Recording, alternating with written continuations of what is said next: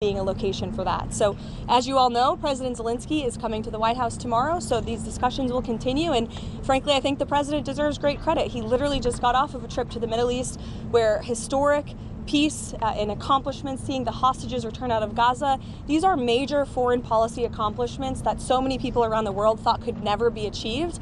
And so I think the president deserves a great deal of credit for doing that, coming home, dealing with so many domestic issues, and then again, hopping on yet another call with President Putin and hosting President Zelensky again at the White House tomorrow to try to move the ball forward in peace and end this conflict in Russia and Ukraine. So that's where we are. Thank you. After their meeting in Alaska, the president was optimistic that he could get Zelensky and Putin together in a room. Does he still believe that he can get the two leaders together sometime soon? I think he thinks it's possible, and he would, of course, love to see that happen. But right now, there were discussions and plans are now being made for the Russian side and our folks, led by Secretary of State Marco Rubio, to meet, and then for President Putin and President Trump to perhaps meet again. But I don't think the president has closed the door on that at all, Mary. Caroline, you said in Hungary, possibly when? Well, this call literally just happened, so we will provide you with more details as soon as we can, I promise. On that call, did Vladimir Putin commit to sitting down with President Trump and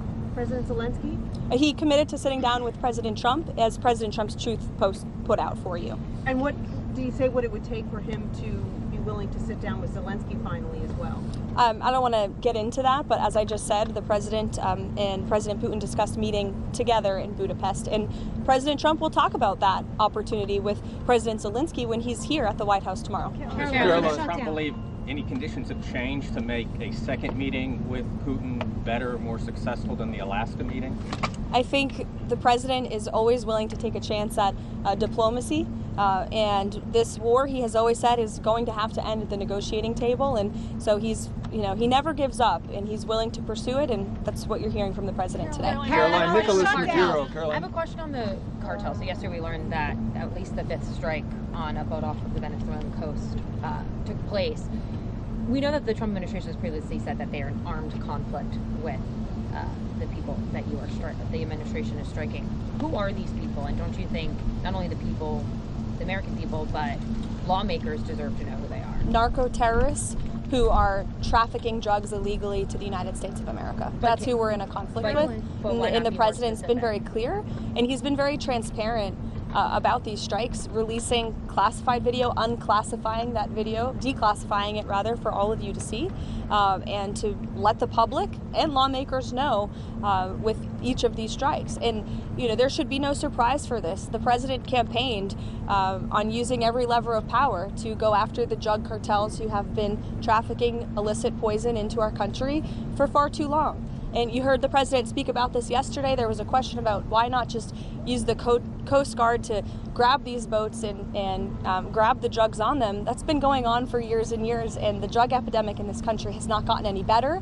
The cartels have only gotten more powerful. So the president is taking these unprecedented steps, and it's making a real impact. We are seeing less boats with lots of drugs coming into the shores of the United States of America as a result of these successful strikes, and I think the American people can expect them to continue. Caroline, Nicholas Maduro. Change up of leadership at the IRS, specifically putting some of Trump's main allies into leadership positions in the Criminal Investigations Division. There's reports that George Santos is on the list to be investigated. Is there anybody else that you know of that is being looked at or being mentioned of being looked at? Not to my knowledge, no. You'll have to reach out to the Department of Treasury. Nicholas Maduro. Does the White House have a response to the court case that prevented your shutting down rifts going through? Does that take away the president's leverage to end the shutdown? I'm so glad you asked, because I have a very strong response. This is another far-left partisan judge who was smacked down by the Supreme Court in July for ruling on this exact same thing. In May, this judge tried to say that the President of the United States does not have the executive authority to hire and fire in the executive branch. Literally, nobody would ever try to make that argument except for someone who is extremely partisan. And of course, the Supreme Court rejected that ruling in July, and they said, no, the president does have the ability and the legal authority to fire people from the federal government. That is a responsibility of his job as the head of the executive branch. And so you have the same judge going back to the bench and ruling on the basis of politics. We are 100% confident we will win this on the merits of the law, and these layoffs are an unfortunate consequence of the government shutdown. We are now on day 16 of this Democrat shutdown. Democrats just voted again for the 10th time to keep the government closed and to keep the American people hostage. And we're seeing the consequences of it every day. We've had thousands of flights delayed and canceled. Air traffic controllers, TSA agents continue to work without pay. The president tapped into tariff revenue to keep WIC money for women and infants and children going out the door. The president found a creative solution to keep the troops paid. And rather than congratulate the president for doing that, this unprecedented action to get our troops paid, the Democrats want to sue him for it. They're saying that it's illegal. This just shows they don't care about the people who are hurting. They are shutting down the government purely for partisan politics because they don't like Donald Trump.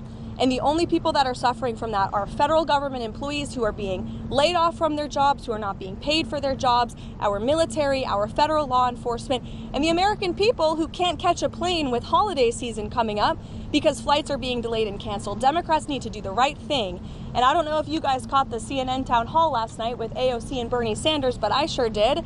And it's very clear that they are now the leaders of the Democrat Party. And the Democrats are in complete disarray. And we hope a few moderate Democrats with some common sense will step up to the plate and do the right thing to vote to open the federal government. Thanks.